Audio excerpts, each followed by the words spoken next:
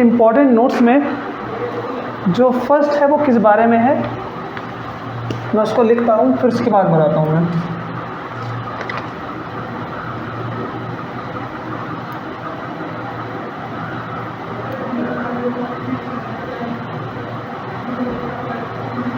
ये इसमें लिखा है कि modulus of rigidity of ideal fluid.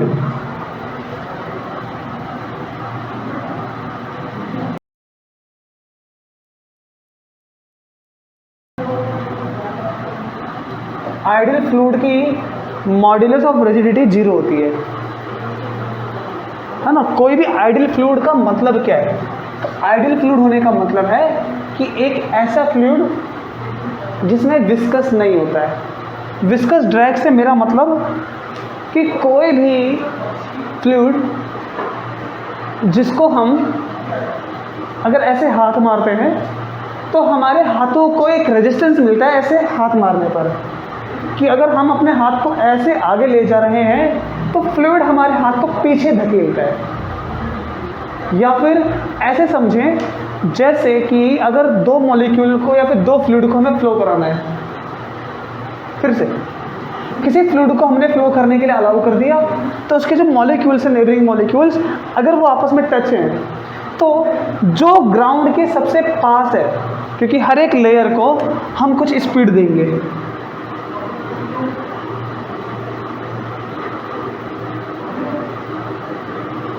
ये हम इस फ्लूइड को एक प्रेशर देंगे, फोर्स लगाएंगे, क्योंकि ये किसी ना किसी पर्टिकुलर एरिया में है। जैसे ही मैं इसको फोर्स लगाऊंगा, अब यहाँ पर जो भी लेयर है वाटर की या किसी भी फ्लूइड की, उसको एक एक्सटर्नल फोर्स की वजह से एक पुश मिलेगा और वो क्या करेंगे, फॉरवर्ड डायरेक्शन में मोशन करेंगे।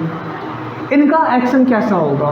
तो आंसर है कि जो लेयर जितना ग्राउंड के पास में है वो उतना ही स्लो मूव करेगी, वो उतना ही स्लो मूव करेगी। क्यों?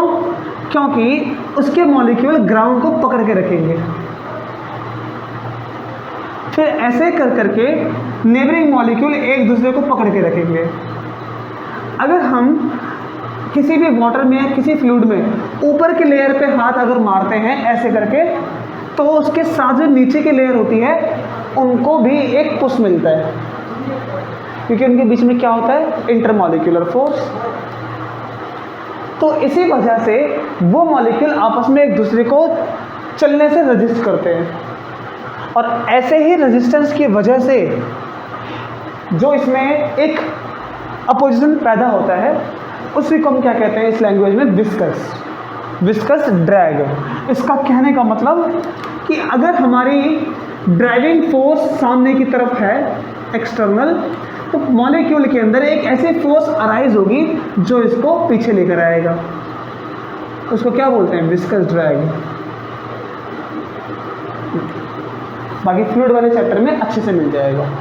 तो नॉर्मली जनरली जो आम तौर पर हम फ्लूइड देखते हैं वो इस तरह का नेचर रखते हैं, लेकिन एक आइडियल फ्लूइड एक ऐसा फ्लूइड होता है जिसमें विस्कस कितना होता है, 0। अगर उसमें विस्कस है ही नहीं तो हम जब वाटर के मॉलिक्यूल को ऐसे हाथ मारेंगे, जितने भी मॉलिक्यूल की लेयर होगी 1 2 3 4 5, इन सभी की स्पीड सेम होगी। ठीक है, इन सभी लेयर की स्पीड सेम होगी। तो हमने कैसे सुना, क्योंकि उसमें क्या है, विस्कस 0 है। तो यही फ्लूइड कौन सा है, आइडियल फ्लूइड। अब यहाँ से सोचो, मॉड्यूलस ऑफ रिजिडिटी किस बात को डिफाइन करता है कि मटेरियल की शेप कितनी चेंज हो सकती है। अब हमने एक कंटेनर में, ठीक है, घर जा रहे हो, ठीक है, एक बैलून के अंदर मान लो, ठीक है, या फिर एक स्क्वायर कंटेनर है, उसमें हमने आइडियल फ्लूइड को भर रखा है, लेट्स से वाटर। तो जब हम उस स्क्वायर की जो टॉप सरफेस होगी, सपोज करना कि जो ये सरफेस होगी, इसको अगर हम आगे की तरफ धक्का दें तो क्या ये मॉलिक्यूल जो इसके अंदर है वो मेरी फोर्स को अपोज कर पाएगा? तो आंसर है नहीं कर पाएगा, क्योंकि कौन सा फ्लूइड है इसके अंदर? इसके अंदर जो फ्लूइड है वो है आइडियल फ्लूइड, और आइडियल फ्लूइड में विस्कस ड्रैग मतलब अपोजिशन रेजिस्टेंस वो जीरो होता है। तो अगर मैं इसको आगे की तरफ धक्का दूं तो इसके मॉलिक्यूल अपनी शेप को रिगेन करने के लिए कोई भी स्ट्रेस बियर नहीं करेंगे। स्ट्रेस क्या होता है? वो फोर्स जो किसी भी मटेरियल की शेप को रिगेन कराती हो। हमने अगर इसी मटेरियल को नीचे की तरफ खींच दिया तो इसके अंदर एक स्ट्रेस पैदा हो जाएगा जो इसको वापस लेकर आएगा, क्योंकि उसके मॉलिक्यूल में अपोजिशन है। लेकिन यहाँ पर आइडियल फ्लूइड में अपोजिशन नहीं है, तो अगर हम इसके शेप को ऐसे बदलेंगे तो हमें कोई भी ड्रैग, कोई भी विस्कस मिलेगा ही नहीं। अगर ये ड्रैग पैदा नहीं होगा इसके अंदर तो हम सिंपली कह सकते हैं कि force per unit area that is stress भी जीरो होगा, क्योंकि स्ट्रेस क्या है? तो answer force per unit area. अगर फोर्स जीरो है तो स्ट्रेस भी जीरो, और अगर स्ट्रेस जीरो है तो मॉड्यूलस ऑफ रिजिडिटी की बात करो कितनी होती है? उसको हम जी से डिनोट करते हैं।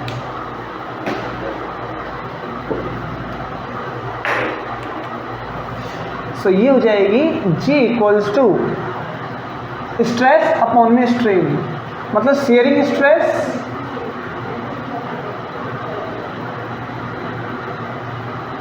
डिवाइडेड बाय शेयरिंग स्ट्रेन, इनका रेशियो। अच्छा, इसको फोर्स लगाने से स्ट्रेन तो आएगा लेकिन स्ट्रेस कितना आएगा? जीरो। इसीलिए modulus of rigidity ideal fluid के केस में कैसी होती है? जीरो होती है। पहला पॉइंट समझ में आया? नाउ सेकंड पॉइंट को देखो। Ideal fluid is not compressible, उसको हम कंप्रेस नहीं कर सकते। ठीक है, जैसे हमने फ्लूइड की बात करी तो उसको किसी बॉटल में रखा तो उसको हम कंप्रेस कर सकते हैं, लेकिन आइडियल फ्लूइड कंप्रेसिबल नहीं होता है। अगर वो कंप्रेसिबल नहीं है, मतलब कहने का कि किसी कंटेनर में हमने आइडियल फ्लूइड डाला हुआ है, फॉर एग्जांपल अगर हम कहें तो वाटर, अगर हम उस बॉटल को कंप्रेस करना चाहते हैं तो वो कंप्रेस नहीं होगी, वो दबेगी नहीं। इसका मतलब उसके वॉल्यूम में चेंज नहीं आ सकता, और अगर वॉल्यूम में चेंज नहीं आएगा तो, क्योंकि बल्क मॉडुलस में ही हम कंप्रेसिबिलिटी की बात करते हैं, उसमें वॉल्यूम का चेंज जीरो, तो ये इन्फिनाइट होगा। क्योंकि बल्क मॉडुलस क्या होता है? तो आंसर है चेंज इन, मतलब शेयरिंग। यहाँ पर लिख सकते हैं कि बल्क मॉडुलस किसके लिए होता है? वॉल्यूम के लिए। तो हम उसको लिख सकते हैं, अगर ये मॉडुलस है तो ये क्या है? तो आंसर ये कांस्टेंट जो कि हमने पढ़ा था यंग्स मॉडुलस। ठीक, यहाँ पर आएगा आपका स्ट्रेस, मतलब वॉल्यूमेट्रिक स्ट्रेस और वॉल्यूमेट्रिक स्ट्रेन, है ना? ये आता है। कोई भी एरिया में होगा तो हम उसके लिए क्या लगा लेते हैं? Young's modulus. वॉल्यूम में होगा तो बल्क मॉडुलस। अब ऐसे केस में वॉल्यूमेट्रिक स्ट्रेन कितना आता है? जीरो। ठीक, हम उसको कितना भी कंप्रेस करते जाएं वो होगा ही नहीं, तो वॉल्यूमेट्रिक स्ट्रेन जीरो, तो ये कितना रहेगा? Bulk modulus infinite.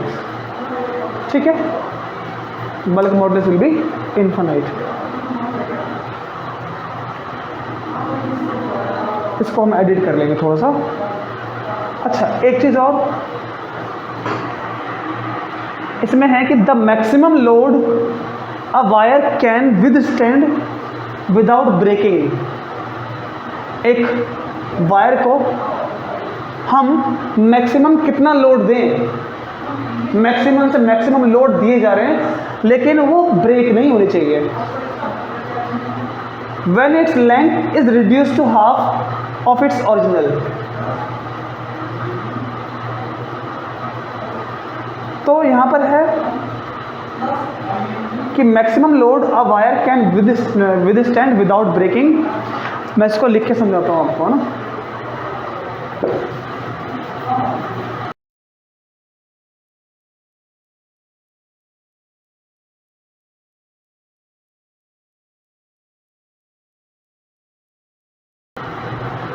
देखो बहुत छोटा सा इसमें है केस।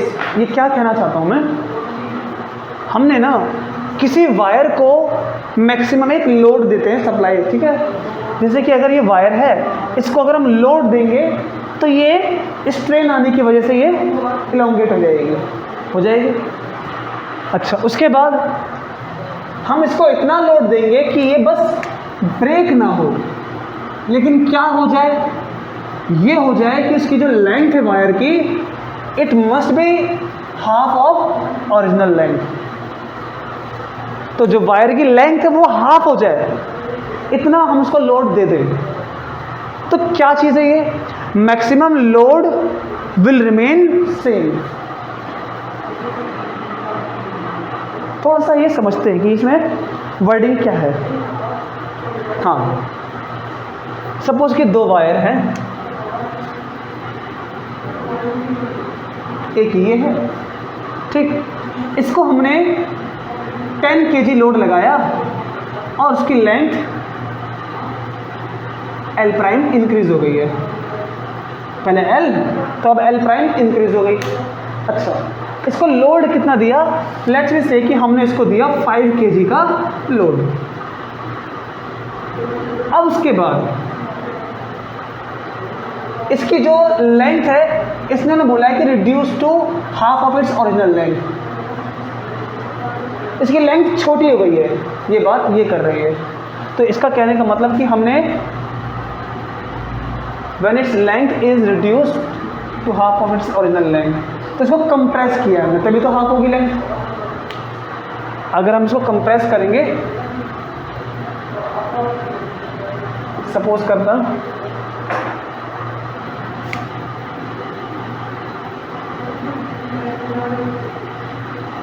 कि अभी इसकी लेंथ L है और इतनी लेंथ होने पर ये 5 kg का स्ट्रेस मैक्सिमम लोड सह सकती है, जहां पर ये ब्रेक मत हो, मतलब ब्रेकिंग स्ट्रेस यहां तक आ जाएगा। हमने पढ़ा था ना उसमें कर्व में, स्ट्रेस स्ट्रेन कर्व। तो स्ट्रेस स्ट्रेन कर्व में एक पॉइंट आता है जिसको हम क्या कहते हैं, ब्रेकिंग स्ट्रेस। पहले तो वो लीनियरली जाता है ऐसे करके, उसके बाद ये जो एक पॉइंट आता है ये ब्रेकिंग स्ट्रेस, तो हम यहाँ तक इसको लोड दे सकते हैं, ठीक। अभी कितनी लेंथ है इसकी L, तो हमने 5 kg दिया, यहाँ तक इसकी लेंथ बढ़ सकती है लेकिन टूटेगा नहीं। अब हमने इसकी लेंथ को हाफ कर दिया, ये। तो अभी भी अगर हम इसको 5 kg देंगे तो इतना ही स्ट्रेन होगा, लेकिन ये टूटेगी नहीं। इसका ये मतलब है। क्यों ऐसा होगा, I will tell. First let's we see, a maximum load a wire can withstand. एक वायर है, विदस्टैंड मतलब उसको झेल सकती है। तो वायर है एक, वो मैक्सिमम लोड झेल सकती है बिना ब्रेक हुए, जब when its length is reduce to half, जब इसकी लेंथ जो ओरिजिनल थी उसकी हाफ हो जाए, लेकिन जो मैक्सिमम लोड है इट विल रिमेन सेम। तो इसको जितना हमने लोड दिया 5 kg, स्ट्रेन कितना आया, ये यहाँ तक स्ट्रेन आ चुका है। तो इसको भी, जो कि इसकी लेंथ हाफ हो चुकी है, इसको भी मैक्सिमम लोड 5 kg देंगे तो सेम स्ट्रेन आएगा यहाँ से लेकर के यहाँ तक। ये थोड़ी सी बात हजम करने में दिक्कत है, मैं इसको हजम करने लायक बना देता हूँ। वो ये मैं कह देता हूँ, there has to be no change in area, तब जाके ये ठीक होगा। नहीं तो हम जानते हैं किसी भी वायर को स्ट्रेस देने से वो पतली हो जाती है, अब पतली हो गई तो पहले क्या कहानी थी, पहले इसमें 5 मॉलिक्यूल थे, 1 2 3 4 5, जो 5 kg सह सकते थे। इसके पतला होने की वजह से सपोज अब 1 2 3 मॉलिक्यूल बचे, तो इसमें जो मैक्सिमम लोड सहने वाला है वो 3 kg का है, लेकिन इसमें कितना है, इसमें 5 kg का, उसमें 3 kg का, इसमें 5 kg सह सकते हैं। अब हमने इसको छोटा किया, लेकिन एक शर्त रखी हमने, शर्त ये रखी कि एरिया में चेंज नहीं होना चाहिए, जिसकी वजह से 5 मॉलिक्यूल अभी भी आ सकते हैं, 1 2 3 4 5। तो अभी भी ये कितना लोड सह सकती है, तो आंसर है मैक्सिमम 5 kg। लेकिन अगर ये पतली हो जाती, इसका एरिया कम हो जाता, तो मैक्सिमम लोड केवल 3 kg सह पाती थी। अगर एरिया में चेंज नहीं आया तो ये कितना सह सकती है, 5 kg। इसीलिए याद रखेंगे हम कि जो स्ट्रेस इसको हम प्रोवाइड करेंगे, मतलब मैक्सिमम लोड, जितना लोड हम प्रोवाइड करेंगे उसी को हम टेक्निकल वर्ड में क्या बोलते हैं, स्ट्रेस। तो जितना स्ट्रेस हम इसको देंगे उतना ही ये लेंथ में छोटी, मतलब बड़ी या फिर छोटी हम कर सकते हैं, स्ट्रेन ला सकते हैं।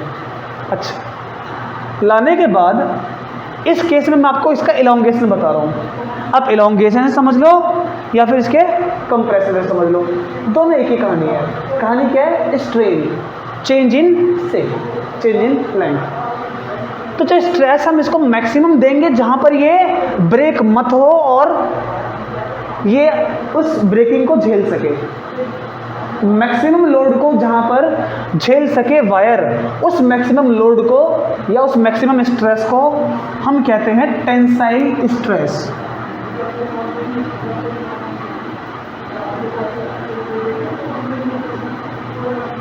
Tensile stress. और अब पढ़ो क्या लिखा है, the maximum load of wire can withstand without breaking when its length is reduced to half of its original length will remain same। तो मैक्सिमम लोड दोनों में सेम रहेगा, यहाँ पर भी यहाँ पर भी, बस शर्त क्या, नो चेंज इन एरिया। आगे क्या लिखा है, सिंस ब्रेकिंग स्ट्रेस, ये टेंसाइल स्ट्रेस, इसी को क्या लिख देते हैं, ब्रेकिंग स्ट्रेस। दोनों वर्ड एक ही है, दोनों एक ही word. Since breaking stress depends on the area of cross section, तो जो स्ट्रेस इसमें देंगे हम, breaking stress, it depends on area of cross section, जो वायर का ये वाला एरिया है इस पर डिपेंड करता है। जब एरिया बदला ही नहीं तो ब्रेकिंग स्ट्रेस भी दोनों केस में कैसा रहेगा, सेम रहेगा। आया दिमाग में? अच्छा, उसके बाद अब इसमें एक बात मैंने और डाली है,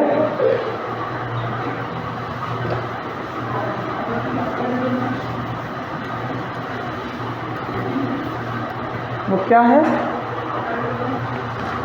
कि breaking force is external agent. मतलब इसका समझना ध्यान से थोड़ा सा,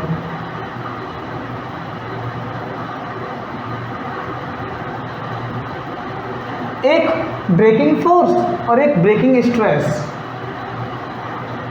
इसको थोड़ा ध्यान से समझना। ये एक वायर को कंसीडर करते हैं, इस वायर को मैंने यहां से ये क्या दिया, लोड, जो कि क्या है, दूसरे वर्ड में फोर्स। कौन सी फोर्स, एक्सटर्नल। इसके अंदर तुरंत क्या पैदा हो जाएगा, एक स्ट्रेस।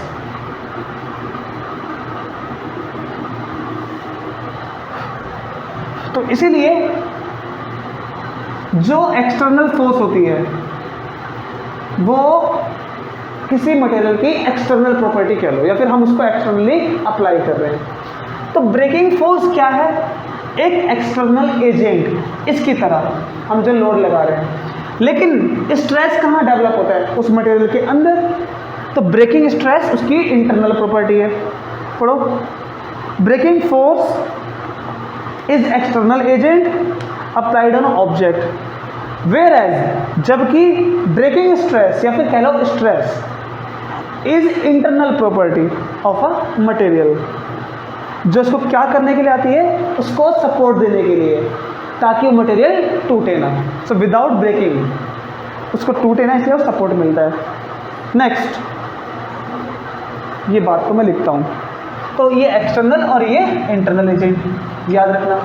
इसके बाद आगे थोड़ा सा देखते हैं।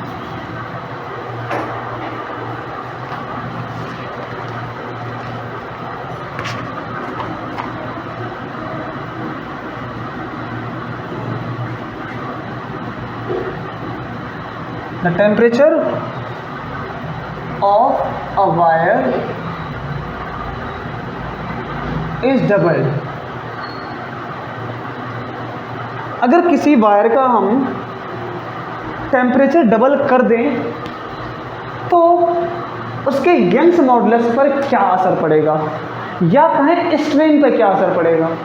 हमने समझ चुके हैं, हमने समझा था पहले। क्या समझा था? किसी भी वायर को अगर हम हीट करेंगे, उसका टेम्परेचर बढ़ाएंगे, तो वो ऐसे एक्सपेंड होना चाहती है। तो इसीलिए स्ट्रेन आएगा। तो इसकी क्या क्या कंडीशन है, क्या क्या नहीं, लेट्स सी। हमसे क्या बोला है कि temperature of wire is doubled, then tell me what will happen to its Young's modulus. So what is Young's modulus? Young's modulus is force per unit area change in length upon में original length. ये होता है। हमें पता है कि ये constant है, ये कांस्टेंट, ये कांस्टेंट। एफ क्या है? तो आंसर है एक्सटर्नल फोर्स। इसको हम चेंज नहीं कर रहे, क्योंकि हम क्या कर रहे हैं, हीट बढ़ा रहे हैं, टेम्परेचर बढ़ा रहे हैं। उसका एरिया नहीं बदलेगा, ये हम लेके चलते हैं। जो ओरिजिनल लेंथ 20 थी, टेम्परेचर बढ़ाने से क्या वो 20-30 हो जाएगी। हमें पता है कि एक्सटेंशन आएगा, 20 से 30 उसकी लेंथ हो जाएगी, लेकिन जो ओरिजिनल थी वो 20 की 20 रहेगी। अगर उसको वापस हम कॉन्ट्रैक्ट कर लें तो 20 की 20 है। कहने का मेरा मतलब कि ये मटेरियल, मैं इसको मार्केट से अगर लेकर आता हूँ तो ये 15 सेंटीमीटर का है, मैं इसको काट के छोटा कर देता हूँ। तो जो मटेरियल मैं लेकर आया था ओरिजिनली 15 सेंटीमीटर का, काटने से छोटा मैंने किया, तो ये 15 सेंटीमीटर का मेरा मार्कर है। जो इसकी ओरिजिनल लेंथ थी, क्या वो लेंथ बदल जाएगी काटने से? क्या इसके अंदर से कुछ मॉलिक्यूल नाराज हो जाएंगे कि नहीं, आप मुझे 15 सेंटीमीटर का लेकर आए थे, मैं 12 हो जाऊंगा। हमें पता है काटने से 7.5 हो सकता है बीच में से, लेकिन रहेगा कितना ओरिजिनल? 15। तो वही इसकी ओरिजिनल लेंथ। तो अब यहाँ पर क्या कंडीशन है? Change in length. ठीक है कार्तिक, मस्ती नहीं, बैठ के पढ़ना था, बातों पढ़ लो, मस्ती नहीं, पढ़ो। ओके, तो इसकी लेंथ में चेंज किसके बदौलत निकालेंगे हम? टेम्परेचर के चेंज करने से। तो टेम्परेचर रेज को हम किसमें पढ़ा है? उसकी कोएफिशिएंट प्रॉपर्टी में, जो हमने क्या पढ़ा था कि alpha equals to change in length compare करते हैं लेंथ से टाइम्स डेल्टा टी। तो यहाँ पर हम टेम्परेचर बढ़ाएंगे तो एक्सपेंशन आएगा इसमें, वो कंपलसरी आएगा। अगर उसको हम फोर्स ना करें कि इसको बांध के ना रखें, अगर किसी 2 वॉल से हमने बांध के रखा है तो वो एक्सपेंड नहीं होगी, फ्री कर रखा है तो एक्सपेंड हो सकती है। तो डेल्टा एल कितना आएगा? अल्फा एल डेल्टा टी, वो वैल्यू यहाँ रख दो, F L A, delta L की प्लेस पे alpha L delta T, L से एल कैंसिल, तो क्या बचा? F area, linear thermal coefficient पढ़ा था हमने, डेल्टा टी। अब बताओ, टेम्परेचर अगर हम दोगुना करते हैं, ये सब कांस्टेंट है, तो यहाँ से देखो ये भी कांस्टेंट, ये भी कांस्टेंट, और coefficient of thermal, linear thermal expansion जो हमने पढ़ा था इसको, ये भी कांस्टेंट। तो यंग्स मॉडुलस किस पे डिपेंड करता है? Inversely on delta T. तो अगर टेम्परेचर को दोगुना करते हैं तो यंग्स मॉडुलस 2 टाइम्स डिक्रीज हो जाएगा, है ना। इसीलिए इसमें क्या लिखा है मैंने? The temperature of wire is doubled, the Young's modulus of elasticity will decrease. तो इसको डबल करने से डिक्रीज हो जाएगी। ठीक है, नेक्स्ट। हाँ, the force which causes change in shape, उसको हम क्या कहते हैं? Sharing force. शेयरिंग स्ट्रेस पड़ा था, लेकिन शेयरिंग फोर्स क्या है? External agent. और शेयरिंग स्ट्रेस क्या है? इंटरनल एजेंट, जो मटेरियल की शेप को चेंज होने से बचाता है। जो टूटे ना मटेरियल, तब वो शेयरिंग स्ट्रेस पैदा होता है। And the change in shape refers to shearing strain, ये हमें जानते हैं अच्छे से। इसके बाद एक क्वेश्चन है, इसको हम समझते थोड़ा सा। मैं एक क्वेश्चन कराता हूँ आपको ना।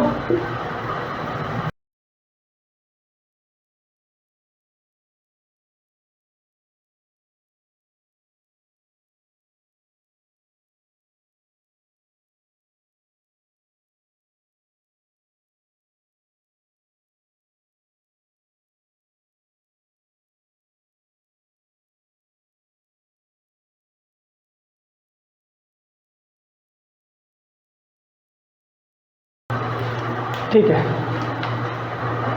इस प्रॉब्लम को थोड़ा सा बारीकी से ध्यान से ऑब्जर्व करते हैं। क्या है इसमें कि a rigid bar of mass m is supported symmetrically by 3 wires. तो 3 वायर हैं जिन सभी की लेंथ l है और उसको सपोर्ट मिलती है। तो सपोर्ट हमेशा ऊपर से मिलती है। ये एक वायर, 2, 3 वायर, इस पर एक भारी सा ऑब्जेक्ट रखा गया है जिसका मास क्या है? m। और इस वायर के बारे में कहा गया है those at each end are of copper. यहां पर ये इतना पार्ट कॉपर का है मान लो, और मिडिल वाला जो है वो आयरन से बना हुआ है। So the ratio of their diameter, तो इन वायर का जो डायमीटर है इनका रेशियो निकालना है। मतलब किस किस का? तो आंसर है कि जब इसको हम कंप्रेस करेंगे तो कंप्रेस करने पर कॉपर और आयरन, इन दोनों की प्रॉपर्टी क्या है कि इनका यंग्स मॉडुलस अलग अलग है, मॉडुलस ऑफ इलास्टिसिटी। तो दोनों के दोनों अलग अलग कंप्रेस होंगे, एक में ज़्यादा कंप्रेशन आएगा, एक में कम। तो जिसकी वजह से इनका एरिया जो डायमीटर है वो चेंज हो जाएगा, एक ज़्यादा पतली हो जाएगी तो एक थोड़ी थिक रहेगी। इस तरह से इनमें एक बिहेवियर शो होगा। नहीं तो फिर दोनों का डायमीटर सेम होता जब दोनों की मॉडुलस ऑफ इलास्टिसिटी सेम होती। अगर दोनों की मॉडुलस ऑफ इलास्टिसिटी सेम होती तो इससे क्या होता? इन दोनों में इक्वल स्ट्रेन आता। इक्वल स्ट्रेन आता तो इक्वल एरिया में चेंज होता, लेकिन यहाँ पर दोनों मटेरियल अलग अलग है, इसलिए हमें इनका डायमीटर का रेशियो फाइंड करना है। नाउ इसको करने के लिए दोनों का हम यंग्स मॉडुलस निकाल लेते हैं। तो यंग्स मॉडुलस ऑफ कॉपर कितना आएगा? तो आंसर है स्ट्रेस अपॉन में स्ट्रेन। ठीक है, स्ट्रेस कितना? Force upon area. स्ट्रेन कितना? Delta L upon L. अब कॉपर के लिए बताना है हमें फोर्स एरिया कितना हो जाएगा? 5। ठीक है, d बाय 2 का स्क्वायर। और डायमीटर किसका आएगा? कॉपर का। और L और ये डेल्टा L का L। क्यों ऐसा? सुनो ध्यान से। उनकी स्टार्टिंग की लेंथ दोनों की सेम है। ठीक है, डायमीटर अलग अलग होगा, लेकिन यहां पर क्या बोला है कि हमें क्या चाहिए? दोनों में सेम टेंशन। अब सेम टेंशन यहां पर दोनों में आ रहा है, इसका मतलब दोनों की लेंथ में चेंज भी सेम है।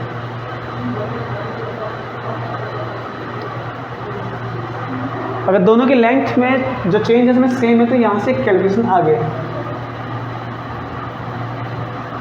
आयरन की बात करते हैं कितना होगा? तो आंसर है force times L pi diameter of iron. हमें आर स्क्वायर रखना था, और आर क्या होता है? D by 2। और दोनों में लेंथ में चेंज सेम है, क्योंकि हमें ये सेम टेंशन चाहिए। टेंशन तभी सेम हो सकता है जब दोनों में लेंथ में चेंज सेम हो। जब दोनों के दोनों इक्वली इंक्रीज हो रहे हैं लेंथ में, तो मटेरियल दोनों के दोनों जो यहाँ पर टेंशन बियर करेंगे वो एक ही मटेरियल है। अगर ये पूरा एक ही मटेरियल है तो दोनों में लेंथ में चेंज में सेम आएगा। जो इनकी लेंथ में चेंज आएगा वो सेम होगा। जितना ये कंप्रेस होता है उतना आयरन वाला भी कंप्रेस होगा, क्योंकि ये एक सिस्टम बना हुआ है और हमें चाहिए कि दोनों का टेंशन भी सेम हो, वरना अलग अलग भी हम ले सकते थे कि बीच से पतला हो जाए और साइड से थोड़ा चौड़ा हो जाए, क्योंकि एरिया की बात हो गई। हमें एरिया नहीं देखना, लेंथ में चेंज देखना है। हाँ, ये पतला हो सकता है, ये मोटा हो सकता है बीच में किनारे से, और ये बीच में से पतला हो सकता है, लेकिन हमें क्या चाहिए कि दोनों में स्ट्रेचिंग सेम हो। अब टेंशन क्या होती है? टेंशन वो फोर्स होती है जिसको हम कहते हैं स्ट्रेस, जो मटेरियल के अंदर बियर होता है। जैसे ये एक वायर है, इसको मैंने नीचे की तरफ खींचा तो इसके मॉलिक्यूल जो पहले ऐसे शांत खड़े थे वो ऐसे हो गए, अब वो ऐसे अपने आप को खींचना चाहते हैं। तो ऐसे लाने के लिए ये फोर्स अराइज करते हैं, इसी को क्या कहते हैं हम? स्ट्रेस। और स्ट्रेस क्या होती है? तो आंसर है फोर्स पर यूनिट एरिया। ठीक है, अब यहाँ से हमें दोनों में क्या चाहिए कि भाई ये जो फोर्स लग रही है जिसे हम टेंशन कह रहे हैं, क्योंकि टेंशन कौन है? इसमें आने वाली फोर्स, ये फोर्स। अब सोचो कि अगर फोर्स दोनों में सेम है तो लेंथ में चेंज भी कैसा होगा? दोनों में सेम। हमने पढ़ा है कि जब फोर्स को बदलेंगे तो ये बदलेगा ताकि ये कांस्टेंट रहे। फोर्स जितनी बढ़ाएंगे लेंथ में चेंज उतना ही आएगा, तो ये कांस्टेंट रहेगा।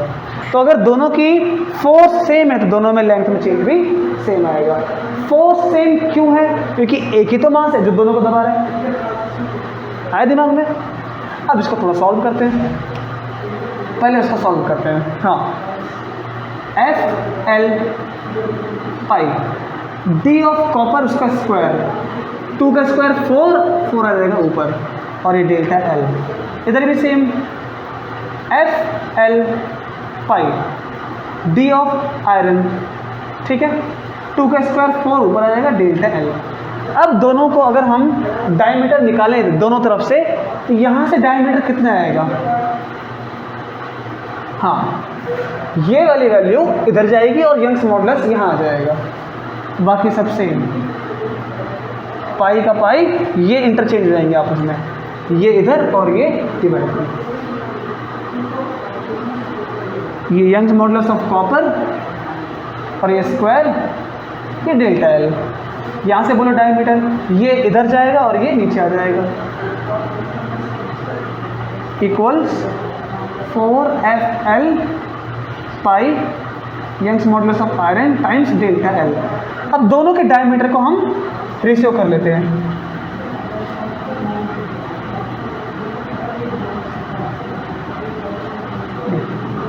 तो क्या इम्पैक्ट मिलेगा हमें? 4FL पाई कॉपर डेल्टा L। अब डिवाइड करेंगे तो हमें पता है इसका रूल, इसकी डिनोमिनेटर वाली क्वांटिटी ऊपर आ जाएगी।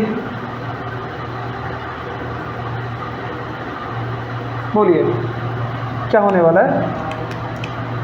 ये पूरा और ये पूरा कैंसिल, ये पाई और pi cancel, delta L cancel. तो क्या रिजल्ट मिला?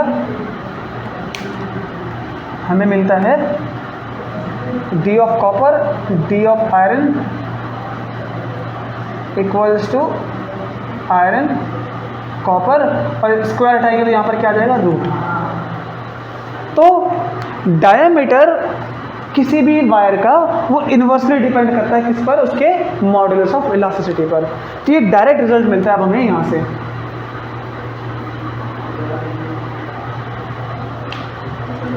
तो इसलिए जो जितना ज़्यादा स्टिफ रहेगा उसके डायमीटर में चेंज भी कम आएगा, वो जल्दी पतला नहीं होगा। यंग्स मॉडुलस ज़्यादा होने का मतलब वो टाइट है, उसमें इलास्टिसिटी ज़्यादा है, तो वो जल्दी से स्ट्रेन नहीं बियर करेगा, जल्दी से स्ट्रेन नहीं आएगा।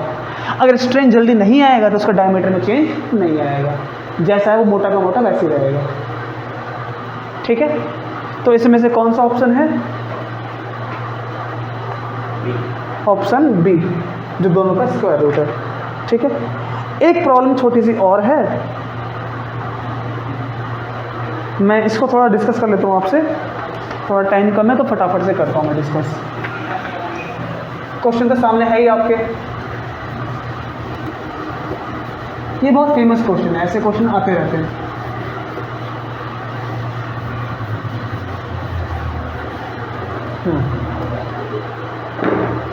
A mild steel of wire length 2L, diagram बना हुआ है तो इसको मैं बना देता हूँ।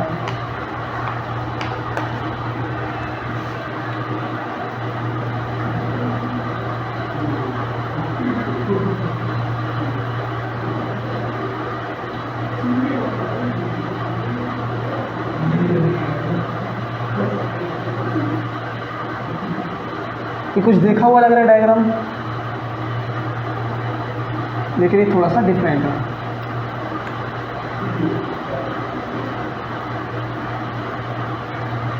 ठीक,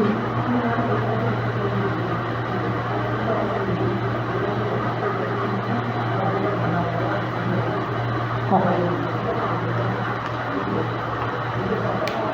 अब इसमें बोला है कि mild steel wire of length 2L, इसकी पहले एक वायर थी, उसकी लेंथ 2L थी। हमने क्या किया, उसी वायर के बीच में एक लोड लगा दिया, तो वायर वैसे बेंड हो जाएगी, उसमें एक डिप आ जाएगा, ठीक है। और इस वायर का एरिया A है, इसको हम इतना स्ट्रेस देते हैं कि वो इलास्टिक लिमिट के अंदर रहता है। इसको अगर हटाएं तो ये वापस ऊपर चला जाए। कितना लोड है इसका, तो आंसर है ये लोड है M, ठीक है। अच्छा, अब मास M is suspended from the mid point of the wire, तो ये वायर के मिड पॉइंट में आता है। इसका मतलब कि इसकी जो लेंथ है यहाँ से यहाँ तक वो L है, यहाँ से यहाँ तक लेंथ L है। तो हमें निकालना है स्ट्रेन इन दी वायर। अब इसको कैसे खेलेंगे, देखो स्ट्रेन क्या होता है, स्ट्रेन होता है change in length compare to its original length. ये स्ट्रेन होता है, तो हमें ओरिजिनल लेंथ पता है 2L, स्ट्रेन निकालने के लिए हमें चेंज इन लेंथ का पता होना ज़रूरी है।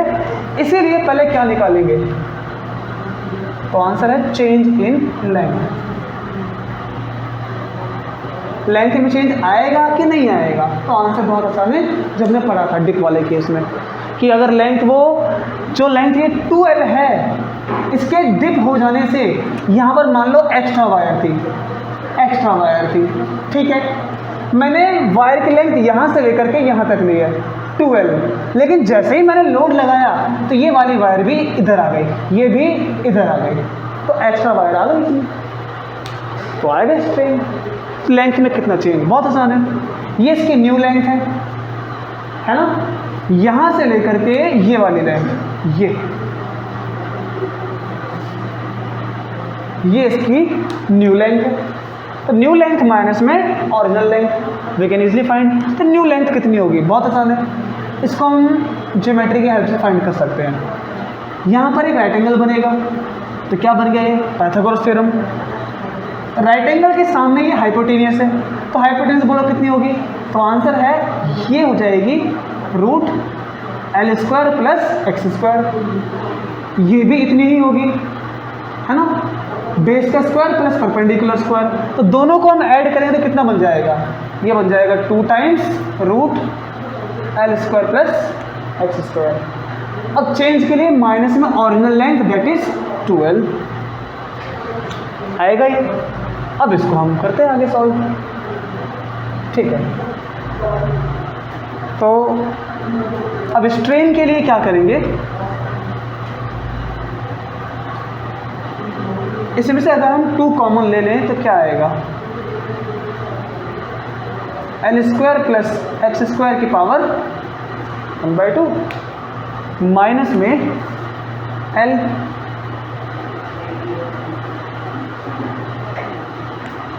L जो इसकी ओरिजिनल लेंथ थी, ठीक है। 2 से 2 हम कैंसिल कर सकते हैं,